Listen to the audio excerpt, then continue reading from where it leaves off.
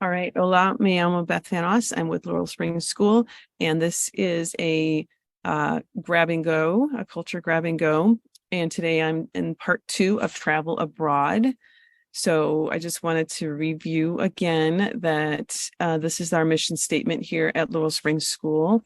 And again, this is on studying abroad, and we are learning about why study abroad for a language, some of the academic and educational benefits, social and life skills benefits, intercultural competence, and communication. So we're going to continue with this. Remember that this is a study right here that I have referenced, and it's super helpful. There's lots of research on studying abroad and the advantages of it. In general, it really positively benefits your future if you can afford it, right? And it does take some money to do this, clearly, but in the world of spending money and investing, you might want to consider, how can I reshift my thought process to be from simply spending and saying it's an expense versus it's an investment. So that's something to consider as you're thinking about this topic. So it's a door opener to learning about new cultures, people, values, and lifestyles. I mentioned this earlier in part 1. Just to recap, though, and it gives you a glimpse into everyday life. So I just briefly talked about the big C versus little C culture topic. So big C culture is more like music, traditions, and things that you see in a book that you would read from afar and so on. Things that are super obvious, even food sometimes, but the little C culture is the everyday life, the slang words, the things that you don't necessarily read in a book, or things that kind of give you a glimpse into someone's actual lifestyle. So this is part 2. We talked briefly about language immersion, and it seems like an obvious thing that you're going to grow your skills in a language environment. However, having been that person who has studied abroad, I had encounters with people who did not learn a ton because they did not really immerse themselves. They kind of hung out with American friends. And so that's really important to do, is to really push yourself, challenge yourself, take yourself out of that comfort zone. So culture and bias worldview. So another byproduct of learning a language in the actual environment that you're studying is that according to the study that I referred to earlier in the slide deck, 98% of the students stated that study abroad helped them better understand their own cultural values and biases, and 82% said it helped them develop a more sophisticated way of looking at the world. 94% said that studying abroad continues to influence interactions with people from different cultures.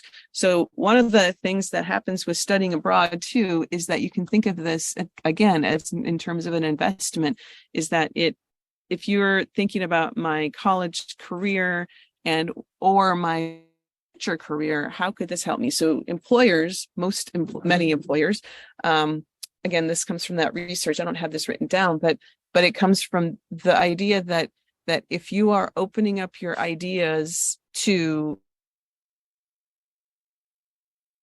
be an adaptable and a flexible person, people want that. People want to know that you're able to communicate with others, that you're able to see other perspectives, and that you're willing and open, you're able to be open to other people. So this is, again, part of part 2, this school work advantages. This is what I was mentioning briefly. So there are several skills that you would gain from a study abroad experience. The adaptability, language ability, intercultural communication, these are priceless to employers in the workplace.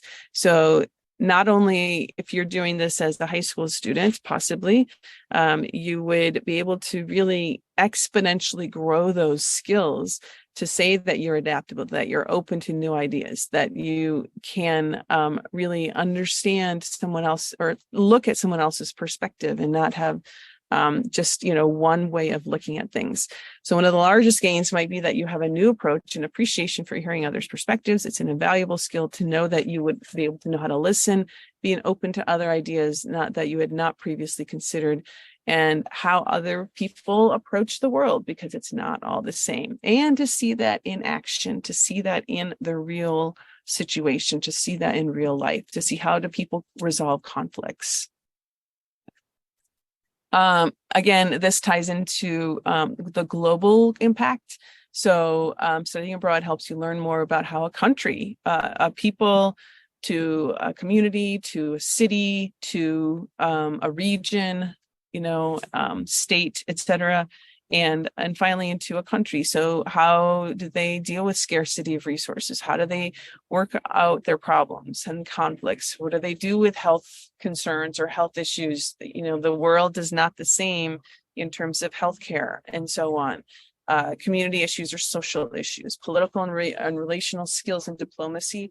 And how can I help myself be trained into becoming a global leader who will respect other cultures and have political economics, looking at the political and economic systems and working on the world's welfare, not just my personal welfare.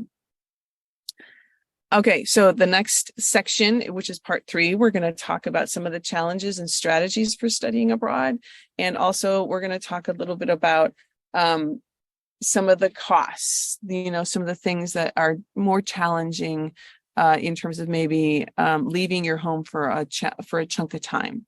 I will see you there. Gracias.